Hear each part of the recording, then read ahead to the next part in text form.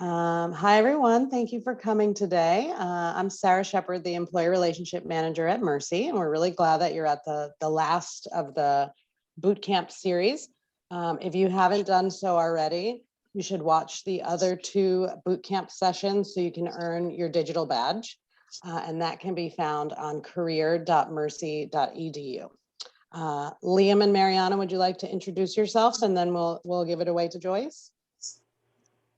Yes, sure. I'm Mariana Yerby, and I'm Career and Professional Associate Director in the Manhattan campus. And I hope I have met some of you. I think I recognize some of your names. So if not, I'm happy to meet you today, and I'm excited for the session. Everyone, I'm Liam Rossas-Givens. I'm also an Associate Director in Career Professional Development. I'm based on the Bronx campus. All right, thank you both. And today we have a special guest, Joyce Kashi, and she has an array of human resources experience. So she's here to talk to you all about interviewing skills and professional etiquette. So Joyce, we'll give the session over to you. Thank you for coming, by the way. Thank you for having me. All right, do you need me to go to the next slide? Yes. Sure. So just to tell everyone a little bit about myself, I completed a master's degree in human resource management, and I have been working in the field for about 18 years now. That's probably aging myself, but that's okay. And I am currently taking a little break from it because I too have 2 young children, and I'm exploring other opportunities like career services, as well as teaching locally here in town. I'm very glad and thankful to be here, and hopefully can share some insight with your students that will help them prepare for interviews, ease some of their nerves, give them some sample interview questions, and just be of assistance, and happy to answer any questions that come along the way as well. So I think it's vital and crucial to look up the organization that you're interviewing for online, reading about their mission statement, how long they've been in business, who are their leaders, prepare some questions for your interview about the company itself. I think a lot of times, at least I remember being 21 and 22, and I have had tons of questions thrown at me, but I didn't, or I wasn't given the guidance to know that I too should be asking questions as the interviewee. So prepare some questions about the company. And it's crucial to understand what industry you're pursuing that job in, or that particular interview in. The pharmaceutical industry is very much different than banking, or from technology, or from cosmetic. Nonprofit is way different. A hospital environment is different. They also encompass different background checks, different expectations. I had the opportunity to be a senior consultant at Deutsche Bank, and I could tell you that their culture and environment is very much different than that of one of my nonprofits that I worked 6 years for. And so when I say that, it's important to, go into their websites. Most of these websites are really in depth, and without specifically asking your interviewer, although you're allowed to ask the culture, no one's ever going to tell you, well, we don't really like our culture. No one's going to tell you that. So you're going to have to do a lot of research and digging on your own. And if you even know anyone in those industries, maybe not in that particular bank or hospital, it's always a good way to have a better understanding of the industry. And, sometimes not all of my jobs have been the greatest match for me.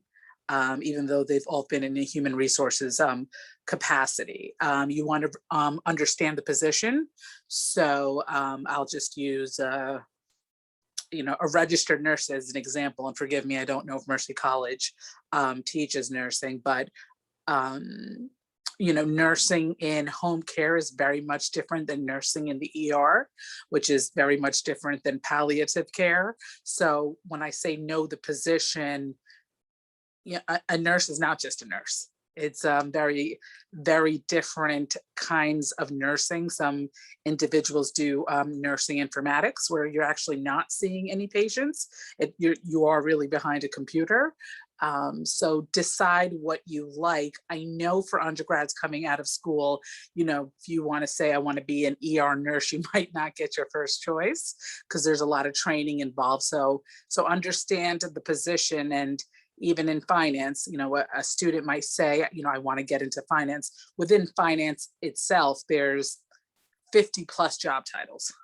And each of them mean something else. They do something else. Their hours are different. I had friends who were bankers 20 years ago who were doing 90-hour weeks. And then I had, folks in a different area of finance doing 35 hours a week. So really understanding the position. I can tell you when I was 22, I did not want to work 90 hours a week. At almost 42, I still don't. And the next is there's various types of interviews. And I was taught a little bit about this during my tenure or time at Rutgers University when I was doing my graduate degree. So the first one is sort of open-ended, and it's pretty black and white. Open-ended questions can focus on broad topics, like how a candidate's strength can help them succeed in a role, or how they developed a weakness into a strength. And it describes, or they ask you to describe how your skills and experience relate to the job and will help you perform effectively when answering open-ended interview questions. So for example, someone might give you a scenario saying, if you had a challenge with a fellow team member, what would you do? So they're not asking you past behavior, they're asking you, if you were in a particular situation at this company, how would you handle yourself? Or why do you see yourself as the best candidate for this role? Situational interviews is the second type. It's a little different because it refers to real world scenarios and ask them to solve the problem or evaluate how they would approach the situation.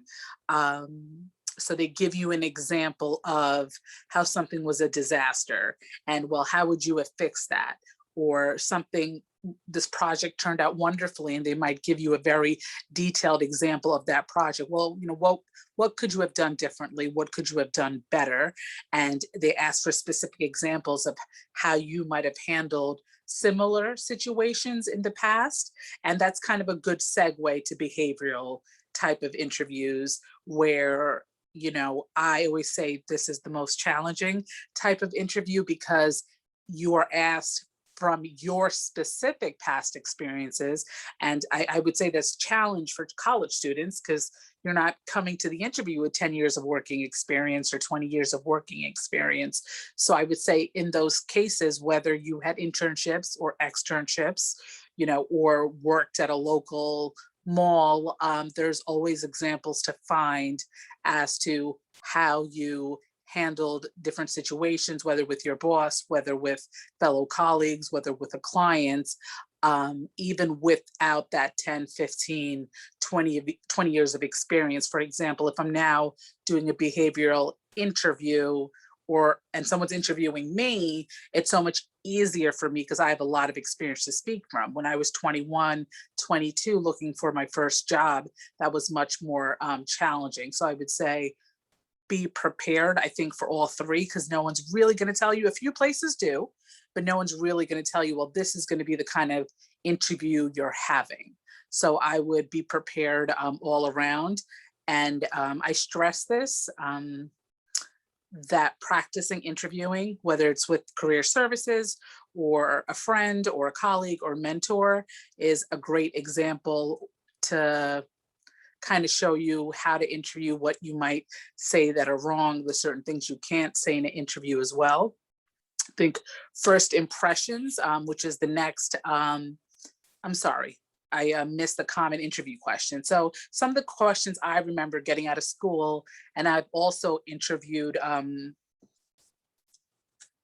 I don't know the number, but so I'm going to round it off to 1,000 of people in my life. It's for graduate interviews. It's usually 1 or 2 rounds, predominantly 1 20 years ago, but now 2. Tell me what you know about our organization. So they're looking for, how long have they been around? What kind of work did they do? Have they done any charitable work? And, if you're in finance or in certain industries that are revenue generating, I saw that you generated $30.8 billion last year. What about the particular industry appeals to you? So an interviewer wants to know why here? Are you desperately just looking for a job because you're, a college student? And that doesn't go for just college students, that goes for adults too. So they really like to know what about the industry, but also particularly their company appeals to a student or a interviewee. And in a college environment, again, like I mentioned before, you're not going to have 30 years of experience to speak about. So they are going to ask you to talk about internships in college or any work experience. I recently had the opportunity to help someone through that process, and I'm proud to say she got a job at Sloan Kettering. And I had her focus on her internships, and she was in Greek life. And I said, we don't probably want to stay away from the partying side of Greek life and focus on all the good work you did, all the charitable work you did, the amount of fundraisers or the dollars that you were able to obtain from alumni, and talk about your externships and internships. Another question that I do present to some of my new grads, or have at least in the past, where do they see themselves 5 years from now? And you want to kind of be honest about that answer. If you're, just to give you sort of a funny example, funny, not so funny, I had interviewed an MSW, and I said, where do you see yourself 5 years from now? And he had said, well, not working with people. And I said, well, why is that? He's like, well, I don't really want to work with people. So as a social worker, that's absolutely not the right answer and might not be the right major. So just be mindful about how you answer. And that could have just been nervousness. And so I guess in that case, I couldn't hire you if you just told me you don't like working with people. So be mindful, and we'll talk about overcoming nervousness in a few minutes. What would a professor or a former boss or supervisor say about you? I've asked folks to talk about what some of their strengths and weaknesses are. And, it's so easy for all of us to talk about our strengths, and a little bit more challenging to talk about our weaknesses. One weakness I've heard about 500 times that we probably don't want to say, because a lot of interviewers, hear it, is that, I'm a perfectionist, and, I want to get everything done. So then I have to choose between A and B. So, a little gets taken away from task A because I'm so focused on task B. And so most interviewers and recruiters have heard that answer. So you want to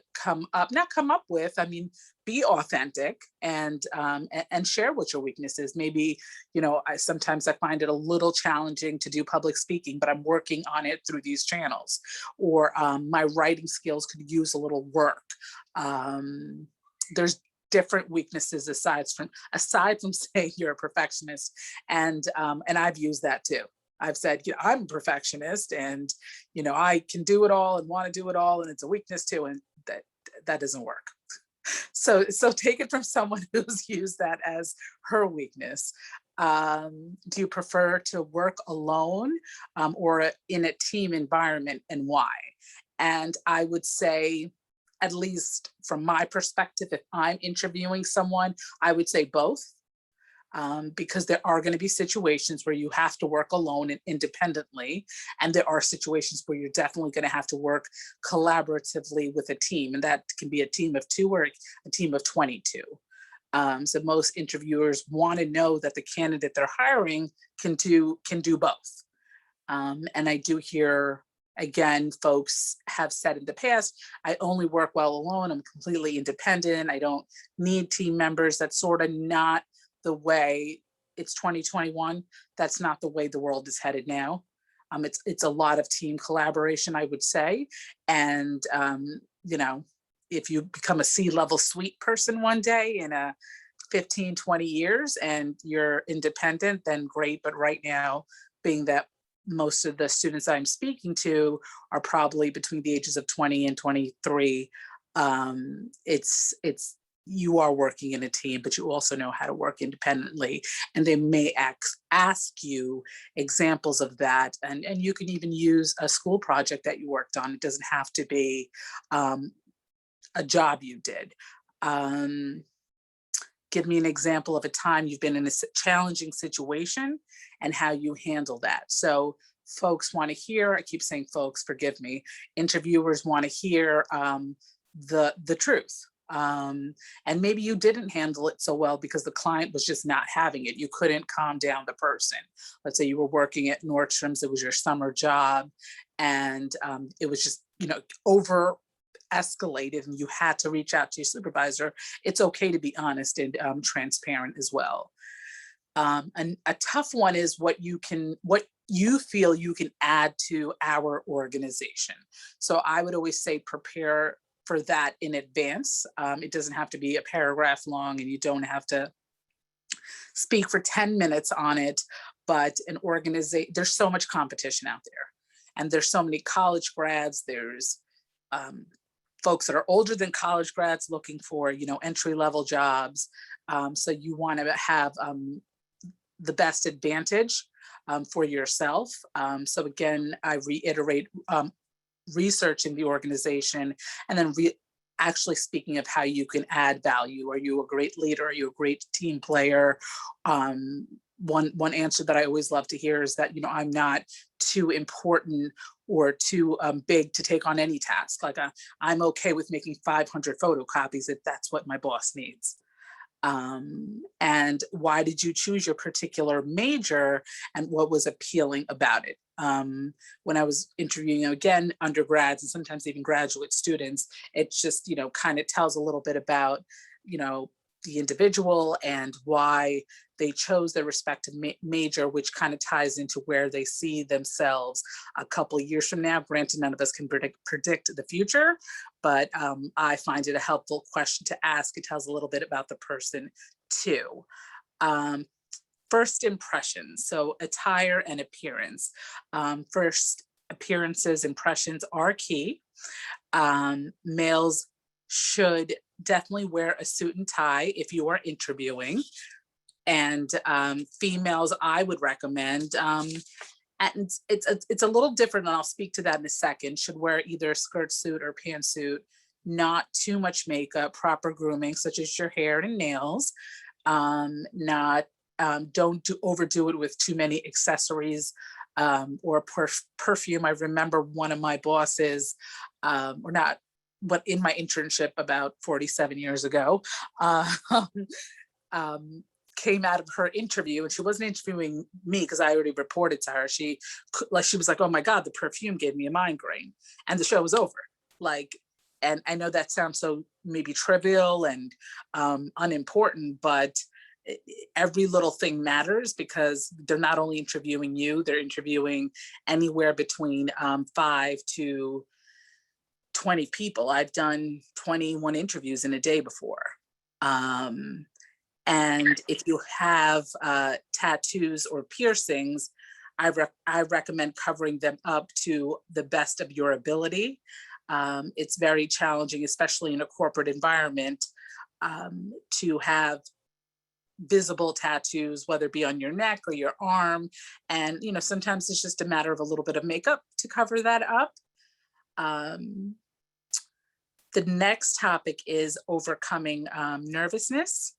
I would say, and I mentioned this before, practicing your interviewing with someone. There's also tons of websites online that can assist with interviewing skills, and some of your career office centers can also assist with practicing interviews. knowing that this is not your first or last interview in your career. So remaining confident yet humble during your interview is key. And sometimes it takes over 10 interviews with various organizations to land a job, and that is normal. No one should ever feel that it's about them in particular. There's a lot of competition out there, so don't take it personally. And if you don't get your first job offered, that doesn't mean you're not going to work. When I graduated grad school in 2004, I probably had 20 interviews before I landed my first full-time career. I sometimes will do or recommend individuals to do yoga or meditation before an interview, just to kind of relax your nerves and I guess calm down a little bit, because it can cause anxiety and stress, especially coming out of school. You do want to, or everyone would like to land their first job as soon as possible. That is the ideal situation. I remember graduating with my master's in May of 2004, and it took me about 5 months to land my first full-time role. Remember to be authentic, but with a filter. And I like to really remind everyone that the interviewer is absolutely not your friend. He or she may appear friendly and most likely will be friendly. And he or she wants to see your personality, so you don't have to be a robot. But I think oversharing and giggling a lot or talking about personal matters, whether it's your family or your friends or your graduation party, I would not bring any of that up, no matter how friendly the interviewer is, and understanding that this is a learning process. With practice, you will quickly have those nerves go away, and practice comes from, again, speaking to other individuals, practicing with them, but also practicing real life interviews with various organizations. Next, I would say I would like to talk about is follow-up.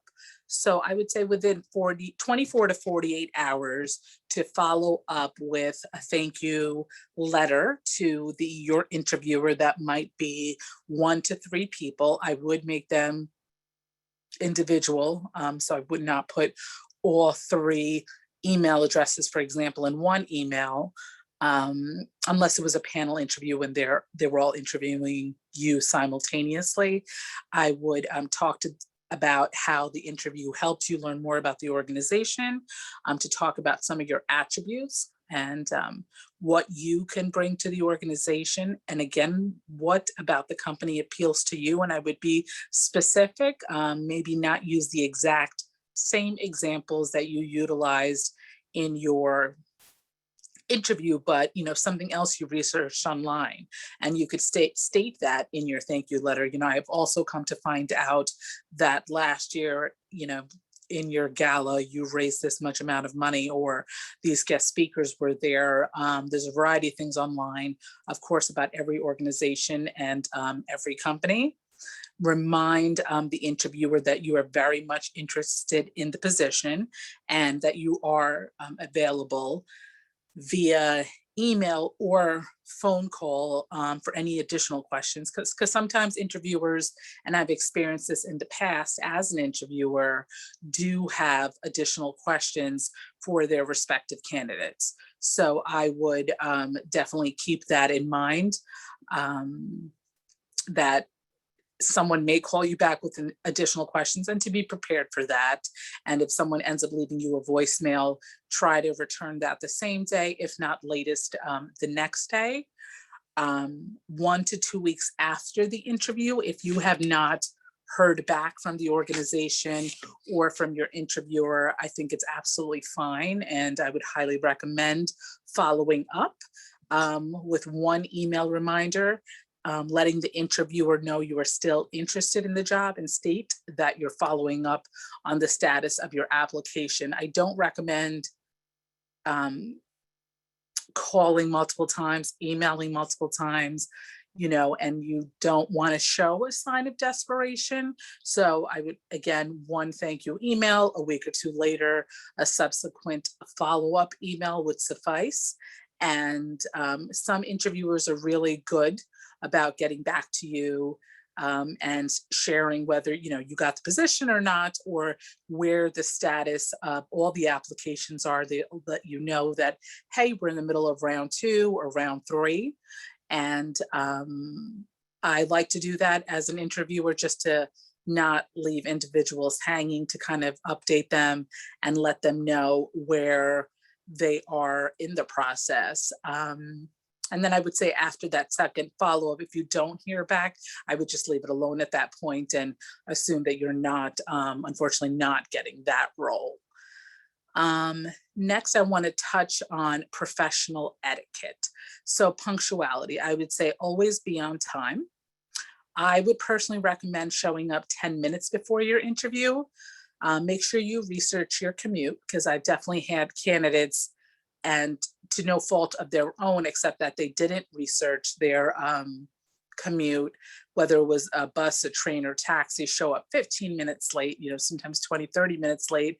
And there have been points where if I have follow-up meetings or interviews that I can't see them, and I do have to ask them to return. But more importantly, it doesn't look good for you as a candidate to be that late.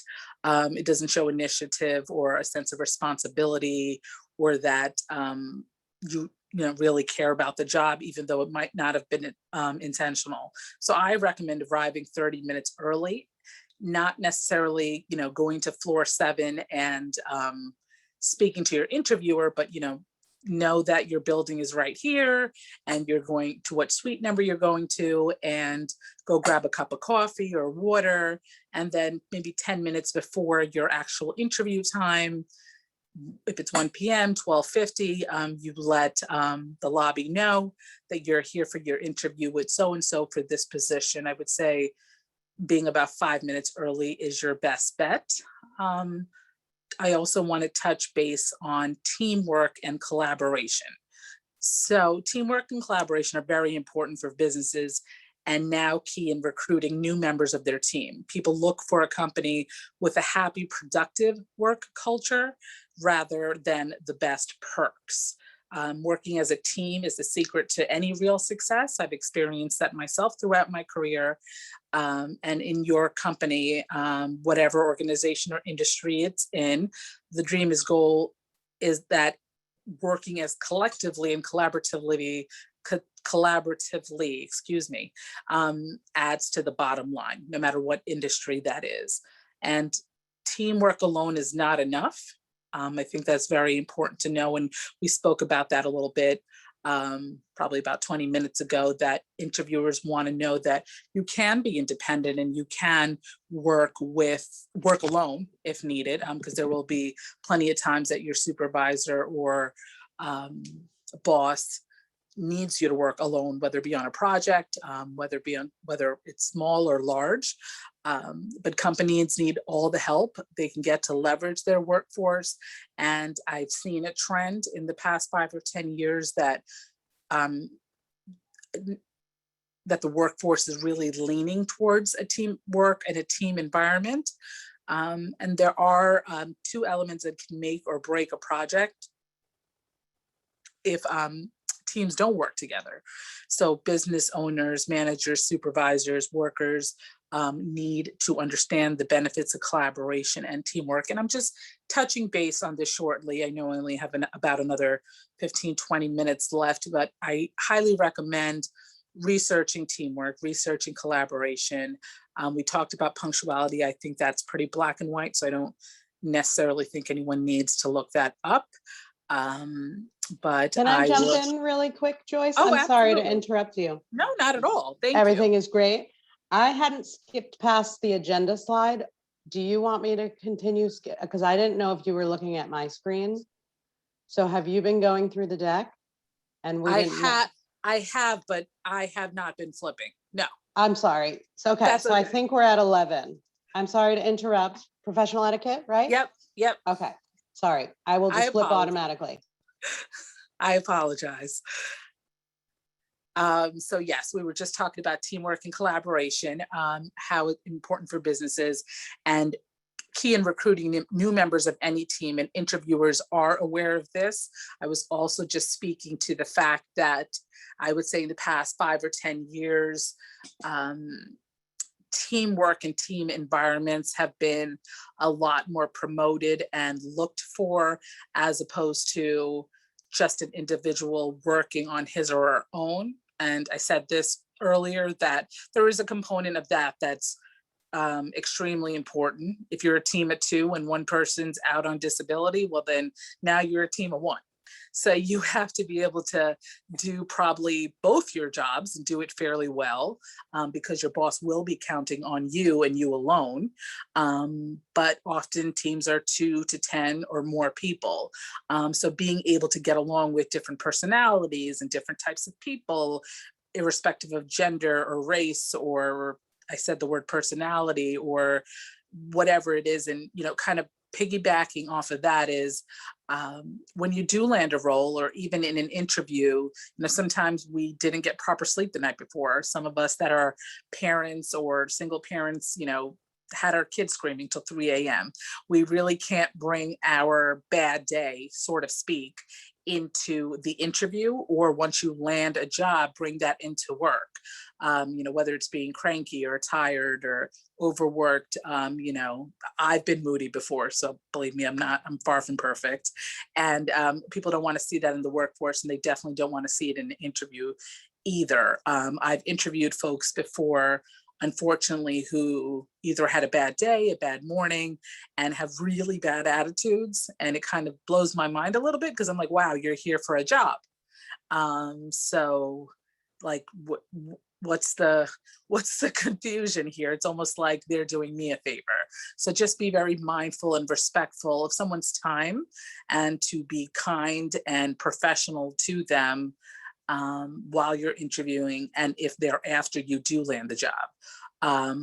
I will touch on this again. Working as a team is the secret to any real success, and that employers do look for that. I know me speaking about it a little bit, or sharing the slide with the students, is one thing, but I think it's really crucial and key to do a little bit more personal research on that, and the importance of that. And forgive me for being repetitive, but what does that mean for different organizations? So teamwork in one industry might be something completely different in another industry or in another job description. And I immediately think of a friend who's a microbiologist. So a lot of his work is on his own. He's got teammates, but predominantly his functions on a day-to-day basis is independent work. And then I have friends who work in marketing and advertising, where it's a team of 10 people that kind of have to get along, whether they like each other or not, so that their product and that their output is to the approval of their boss, and every boss has a boss. And that should never be the reason for someone to not succeed. Again, whether you're interviewing or whether you land your first job, I think teamwork is critical, and especially in your interview, showing how that is important to you and why it's important to you, and how you feel like you as a team player can add to an organization, no matter what industry that's in. So I think the next slide, Sarah, talks about your online presence. So when I was done with school, my undergrad in 2002, I don't know that any of these websites existed.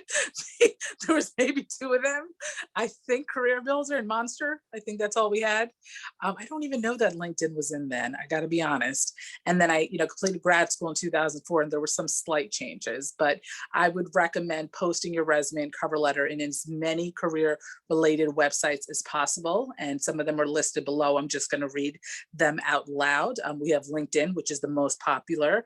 And if you can afford it, I do recommend the premium LinkedIn option. You are able to send direct messages to some hiring managers, or let's say you're interested in a particular industry and you, through a connection, find out that Bob Smith, your connection, works at Novartis and you want to get into Novartis, and maybe Bob Smith knows someone there and refers you to another person, but that's not your direct connect on LinkedIn, you can then message them and say, I got your information from Bob and this is what I'm looking for. And I just graduated from so-and-so, and give them and supply them with your resume and cover letter. I've done that too. And it's been successful. Not every single time, but there have been times where it has been successful for me. Career Builder's a little bit older, because if it was back when I was graduating, then I could definitely tell you it's a little bit older, but that's irrelevant. The more places that your cover letter and resume are posted, the better chance in getting more interviews. And if you land your first job in your first 2 interviews, fantastic, that's great. Could be no better news.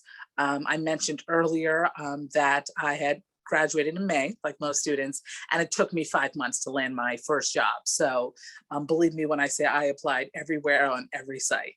And Indeed is another good site, as it's an aggregate of all the different websites, and even some corporate websites. Like let's say a Colgate Palmolive or a L'Oreal will post on there because it's picking up jobs from multiple sites. You can post your resume and your cover letter on there. There's also the option in Indeed and LinkedIn. It's something called Easy Apply. So, your profile is already there, your ethnicity, your gender, your resume, your cover letter, and you're basically hitting apply. However, some of the postings on those 2 particular sites, Indeed and LinkedIn, do direct you to an organization's website. So you're not filling out, which is not always fun, but it's something you have to do, sometimes a 12-page application that'll ask you a whole bunch of questions, and sometimes even like mini open-ended questions. And that's something I recommend that you never do in a rush. Give yourself 20 or 30 minutes. If you are running out the door, don't rush and do it tomorrow. Because that's looked at in an applicant tracking system as your sort of overall application. So I highly recommend not doing that in a rush. I've made that mistake before, and I don't want any of you making that mistake. So take your time with that. New York Times, being that we're in New York, is a great place to look for jobs. They also create, you could submit your email where they will send you job alerts in your particular field. And sometimes that might mean 7 jobs in a week, or sometimes that might be 1. Again, but I will go back to, for college grads, and even folks who are not college grads, that posting wherever you can is your best bet to landing the most interviews. Glassdoor, again, is somewhat similar to Indeed. It talks a little bit about salary scales and job descriptions, and talks a little bit about an organization you might be looking to work for, and what are the pros and cons of that organization, because former employees do get on there and give feedback about that particular organization. ZipRecruiter is, I know, really hot these days, in that a lot of companies are utilizing it. It's another site where you can upload your resume and your cover letter, and you have what feels like to me individual recruiters trying to help you look for a job, but they are not headhunters, or they're not working for a temporary or permanent placement organization. The same goes for Simply Hired, and Scouted actually is particularly meant for college grads. So I would, I don't want to say start there, but I would, have that and LinkedIn be your number 1 and 2 if you were to wake up tomorrow morning and get started on this. I also didn't include on this slide, but it just came to me that headhunters are great. There's a lot of amazing recruitment firms in New York. And I say New York because that's where we all are. And one of my favorites that I've worked with as one of my vendors is ExecuSearch. They are huge, so they're everywhere from Florida to Texas to New York to New Jersey. Solomon Page is another headhunting firm that I've worked with, and they're really good at placing. And it's just not high-level candidates who are in their 30s, 40s, or 50s. They do place college graduates as well. And I do know some headhunters personally who work for these organizations.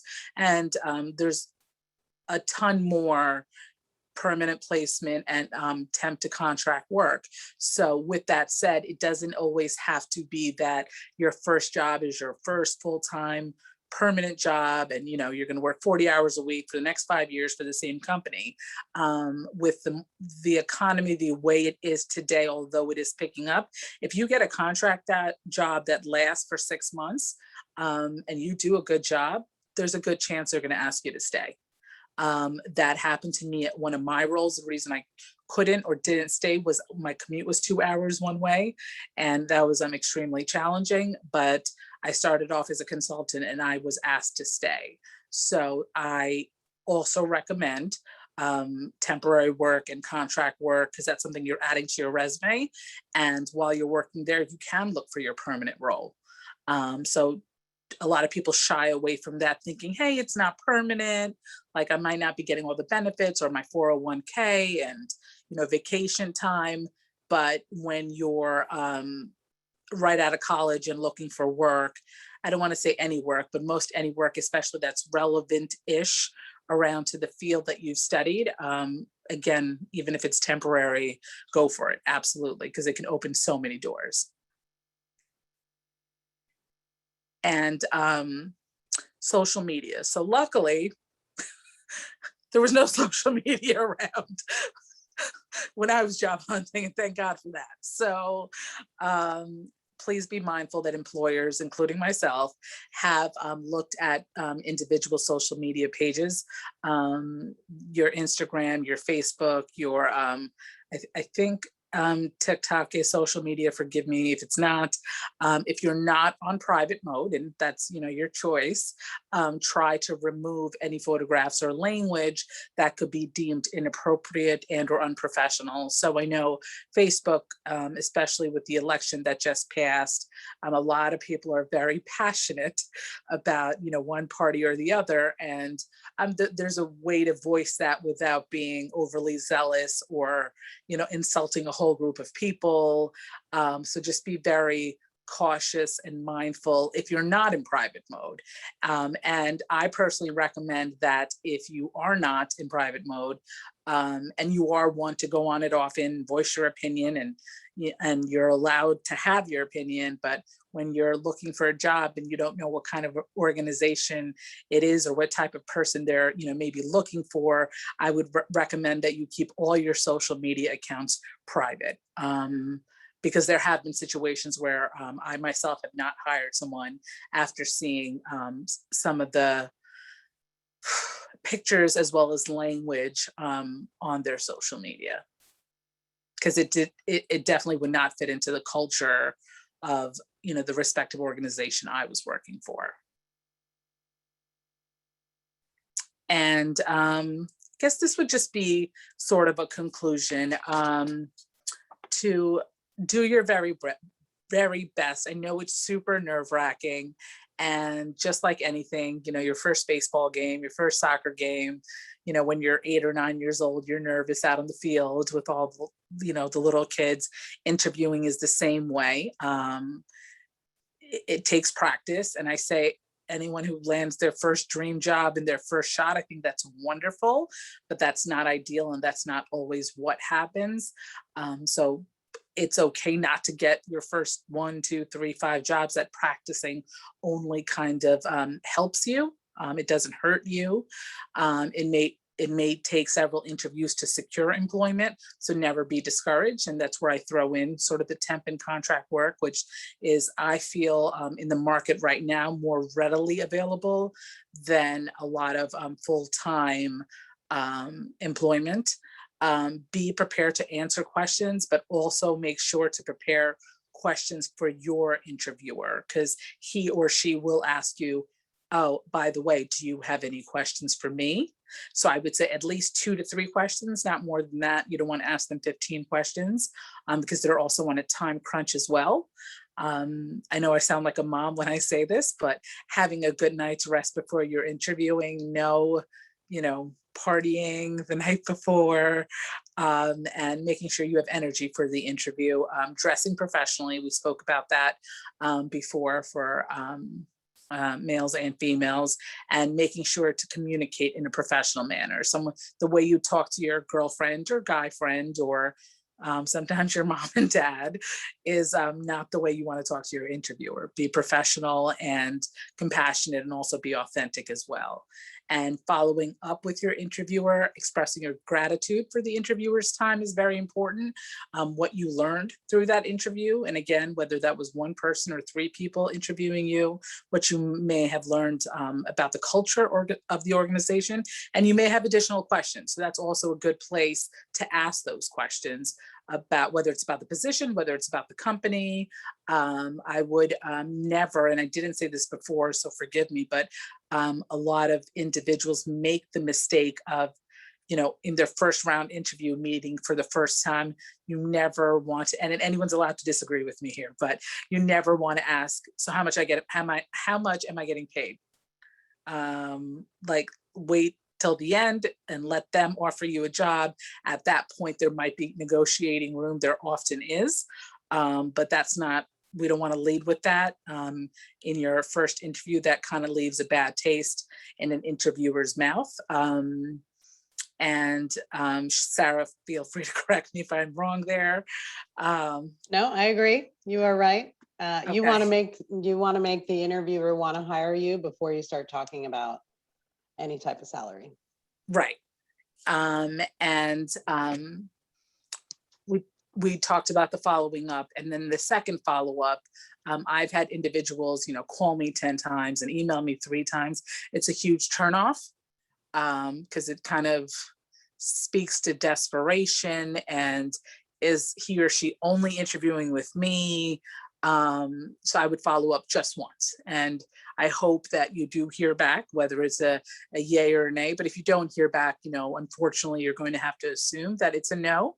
Remember the impact of social media, both on the professional sites that I recommended, and the social media outlets. I know the LinkedIn website does allow for a public profile picture. We want to make that a professional picture. And I don't mean to insult anyone here, but not the peace sign, not, anything funny or goofy, but as professional as you can. And someone can take that with your iPhone. You don't need to go to a studio to get a picture taken. Trust your instincts.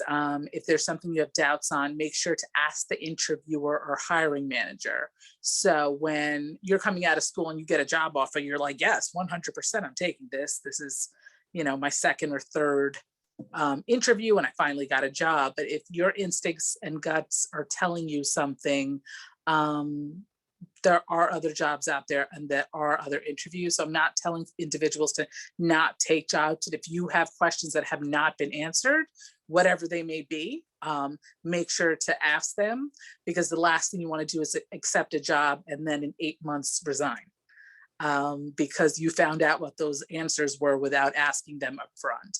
And I'm happy to share examples with those, with anyone who may have questions when we're done. I know I have a few minutes left to speak. Be confident. And I always say remain humble as well. So we talked about, the question of what's your weakness. I'm perfect. I'm a perfectionist. That's not being humble. So try to remain as humble as possible and thankful to be there. It's an opportunity given to you. Yes, you earned it with your degree and your resume, but so did 1,500 other students, and they might be needing 10 people and you're one of them. So be humble and thankful for that, and remember, you'll do great. If you don't land this one particular job, there is a job out there for you, and you will get a job. It's just a matter of practicing and doing all the right things. And some of the stuff I spoke to here, but there's tons of resources out there for everyone. And I know specifically at Mercy College has a great team to help their students, and I'm assuming alumni as well, with any kind of practicing. I Highly recommend, and forgive me for not saying this earlier, you look at your resume about 3 times and then have 6 other people look at it. And 3 can be a professional mentor, teacher, career counselor, and then 3 can be family members, whatever it is, like grammar mistakes, spelling mistakes, past tense, present tense, all of that, we notice. And the same goes with the cover letter as well. And I know it sounds silly and trivial, but there's so much competition out there, and you don't want something like that weeding you out because you spelled. I mean, I did my degrees at Rutgers, so I spelled Rutgers wrong, and they're like, why doesn't she know how to spell her school?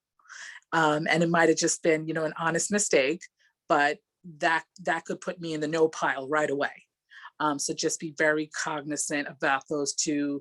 My resume is 4 pages now, but 20 years ago it was 1 page. So be very cognizant about each and every word, and using the proper grammar, tenses, language, including your degrees, any certifications, any volunteer experience, a summary objective of what you're looking for, and all your experience. I know a lot of college grads don't have 10 years of experience in their respective fields. So if you were a hostess at a particular restaurant, that's okay to state that, and in your bullet points, talk about, what you learned or what you did. And I think that's pretty much it for me. I don't think I left anything out. Sarah, feel free to jump in. Thank you so much. That was wonderful. I'm really sorry about that deck issue. I didn't No, that's realize I okay. was supposed to be going. So I'm sorry to the students in the room who missed the first few slides, but I know that Joyce touched upon everything verbally. So thank you for doing that. This is a link to, this QR code is a link to complete the survey.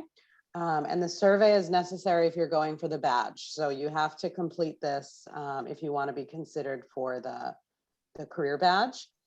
So I'll leave that up for a second. And if you would prefer a link in the chat, Mariana, are you okay with throwing that link in the chat? And then while you're doing this, thank you. So I'll stop sharing. The link will be there. And then, yeah, I guess if you have any questions, now's the best time to ask them.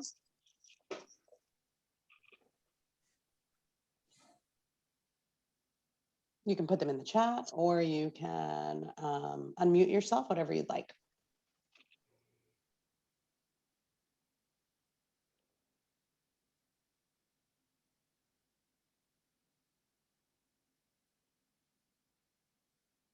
Okay, one thing I did want to mention with Glassdoor, because I loved all the points you made. I find that Glassdoor is a great place to look up an employer. Let's say you're thinking about applying, but you're not sure, or maybe they look a little shady. If you look on Glassdoor, there's so many reviews from employees that you can really get a feel for the organization, what they're about. They even sometimes have someone might have posted what their interview experience was. So you get the good and the bad. But I always say, look up an employer on Glassdoor.